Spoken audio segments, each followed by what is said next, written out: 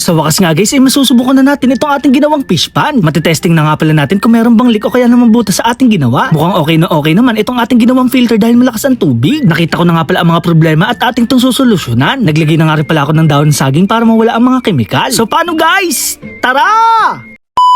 Ngayong araw nga pala guys, maaga na tayo naglinis. Ngayong araw din kasi ang pagtitesting natin sa ating ginawang concrete pan. Sana nga walang maging problema at wala tayong makitang butas. Medyo nakakainis lang dahil umagang-umaga nakikita ko si Undertaker.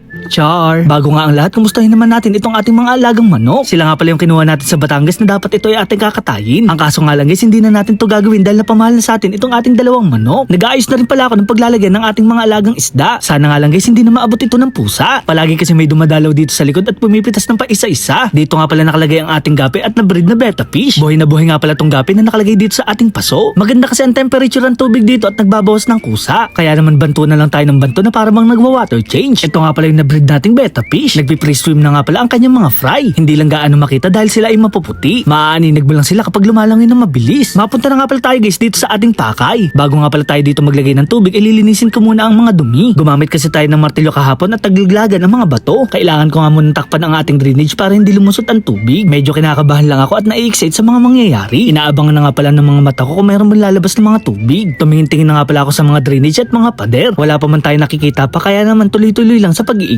Hindi sana ako mahirapan ng ganito kung nadala ko lang yung hose sa kabilang bahay. Maigi na nga rin pala ang ganito para naman lumaki-laki pa ang braso ni Kuya Boy Machunurin. Medyo nakakatawa talaga itong ating fish pan. Nagmumukha na kasi itong swimming pool. Konting tiis na nga lang at matatapos na tayo sa pag-iigib. Habang nagsasali naman, pinagana ko na itong ating water pump para nga matesting na rin natin kung meron ba mga butas sa ating mga PVC. 25 watts nga pala itong ating nabiling submersible kaya ganito siya kalakas. Mukhang gaganda nga pala ang ating water system dahil sa lakas ng tubig na lumalabas dito. Hindi na rin mabibitin ang ating mga koi fish dahil sa haba ng kanilang lalanguyan. Mapapansin nga pala sa video na basa ang labas ng ating concrete pan. Natanggal kasi ang nilagay nating goma sa drainage kaya ganito ang kanyang itsura. May nag-iisang leak naman dito sa ating PVC. Minimal issue lang naman to kaya ating aayusin. Pagkatapos nga pala natin malagyan ng tubig ay hindi po tayo maglalagay dito ng isda. Kailangan pa kasi natin babaran to ng dahon ng saging. Kaya naman lumabas ako ng bahay para maghanap ng puno ng saging. So paano guys? Tara! Hindi na nga rin pala tayo lumayo at dito na lang tayo napadpad sa malapit. Kahit katirikan nga pala ng araw ay diretso pa rin tayo sa ating balak. Medyo naka-jackpot nga tayo dahil walang tao at meron ditong mga puno. Kaya naman hindi na ako nag-aksaya ng oras at kumuha na tayo ng dahon. Mas maigi nga daw pala kung puno ang ating kukuhanin. Mas mabisa nga daw pala yun pantanggal ng kemikal. Hindi ko na nga pala ginawa yun dahil naawa ako sa puno dahil baka ito ay mamunga pa. Hindi na nga pala ako nag-aksaya ng oras at ating tong ginutay-gutay. Sa mga nanonood nga pala sa ating kabataan ay huwag niyong gagayahin si Kuya Boy Machunurin. Mga eksperto nga lang pala ang gumagawa nito para hindi kayo masugatan.